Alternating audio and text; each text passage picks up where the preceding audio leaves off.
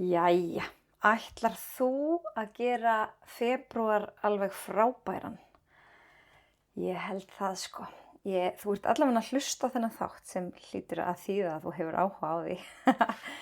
En ég er með heilsu áskorun í febrúar sem heitir frábær febrúar og ef þið hefur lengi langað að bæta heilsuna en þú veist bara ekki alveg hvernig eða hvar þú átt að byrja, þá er þetta nefnilega kjörið tækifæri af því að það er bara oft þannig að okkur langar svo ótrúlega að gera einhverja breytingar á heilsuhegðun okkar en það einhvern veginn bara gerist ekki eða við komum okkur bara ekki af stað. Og stundum þurfum við einfaldlega bara smá spark í rassinn til þess að komast af stað. Og svona áskorun er svo kjörið tækifæri til þess að því að svo verður einhvern veginn bara allt ótrúlega auðvelt í kjölfarið þegar við erum komin á stað og hjólin eru byrjað að snúast. En ein af mínum uppáhaldstilvitnunum er Action often comes before motivation. Og þetta þýðir einfaldlega bara að stundum þurfum við einfaldlega að byrja. Við þurfum að taka ábyrgð, við þurfum bara að gera eitthvað í málunum og síðan kemur hvatningin. Það þýðir ekkert bara að bíða eftir einhver hvatning hellist yfir okkur af því að mögulega gerist það bara aldrei. Þannig að við þurfum að taka fyrsta skrefið. Action comes before motivation. Það er bara þannig.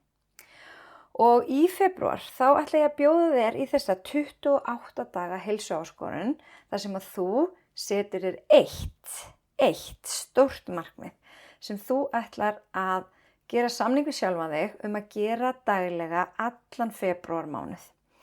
Þetta getur verið að taka út slæman ávana sem er ekki að gagnast þér lengur og hefur neikvæð áhrif á heilsuna þína eða þetta getur verið að bæta inn einhverju nýrri góðri venju. Og til dæmis gæti verið bara að bæta inn daglegri hreyfingu og ef þú ert að taka þátt í lífslaupinu þá er þetta náttúrulega bara snillt, 2 flugur í einu höggi.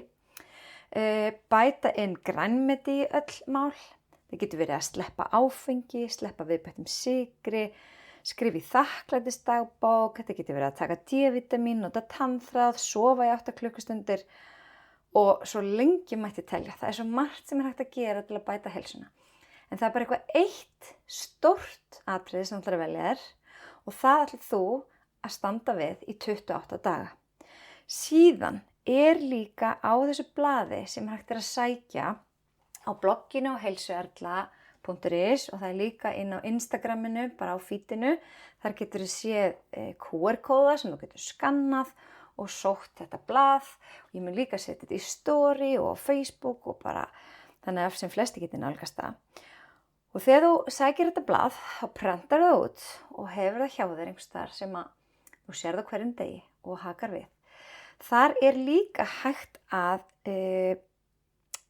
setja alltaf 8 aðrar venjur sem langar að gera sem allra oftast í febrúar og haka líka við þær þá daga sem þú gerir þessar venjur. Þannig að eftir 28 daga þá verður þetta stóra markmið eða þessi heilsuvenja vonandi bara orðin rosalega mikilvægur hluti af þínu lífi og svo getur þú bara tekið ákvörðun hvort þú viljir halda henni áfram eða ekki í kjölfarið sko. Og sama hvernig gengur, ekki gefast upp. Þó það komi einn og einn erfiður dagur, hoppaðu bara strax aftur á heilsuvagnin þinn og haltu áfram. Eins og ég talaði í einhverjum heilsumálum daginn. Þú veist, við erum einhvern veginn alltaf okkar versti gaggrínandi og ef illa gengur þá oft fyrir að brjóta okkur niður. Þú veist, við myndum ekkert sprengja öll dekkin á bílnum þótt að eitt sprengi.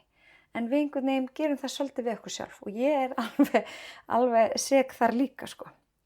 En það væri svakalega gaman að heyra frá þér. Hvernig gengur? Þú getur sendt mér skilaboð á Instagram, á heilsuerla.